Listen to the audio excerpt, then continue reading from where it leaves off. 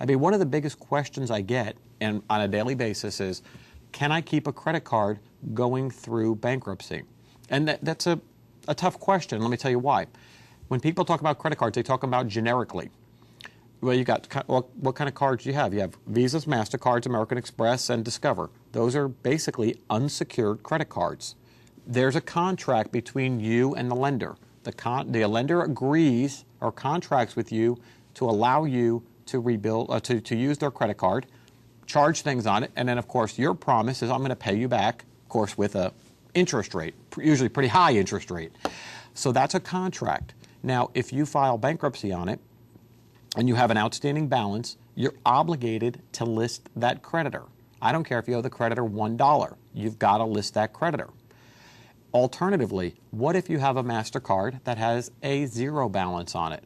Well, I have no problem with that one because that's an open line of credit, and the bankruptcy court does not require you to list open lines of credit.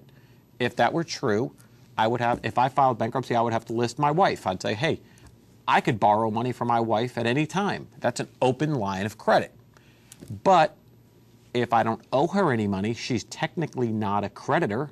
She can't demand payment from me because I don't owe her anything.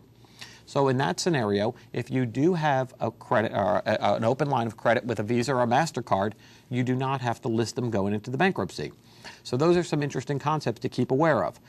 Now, if you want to keep a credit card going through the bankruptcy process, well, obviously, I want a zero balance at the time you file.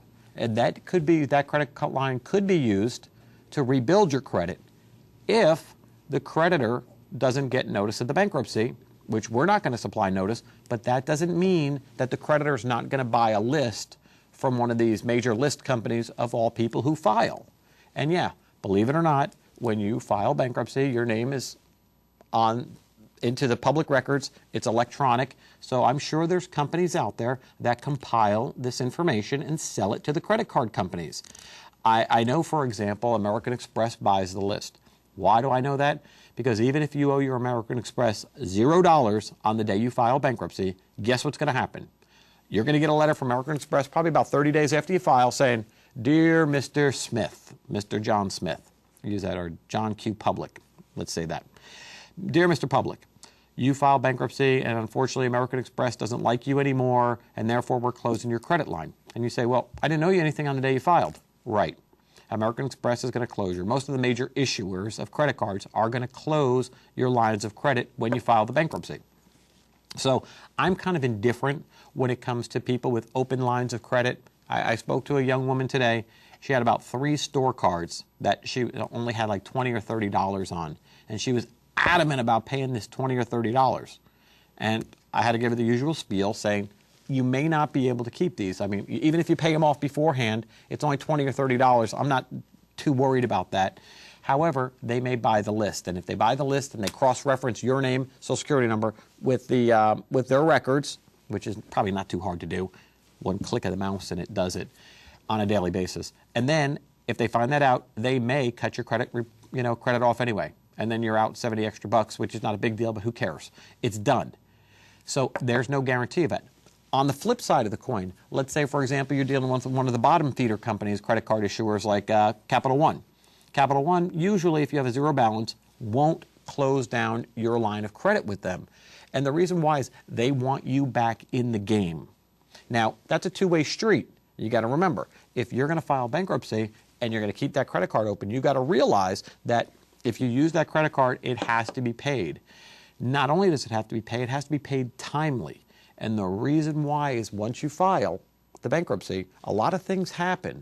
Number one, I think bankruptcy is good for your credit report. It's going to help your debt-to-income ratio.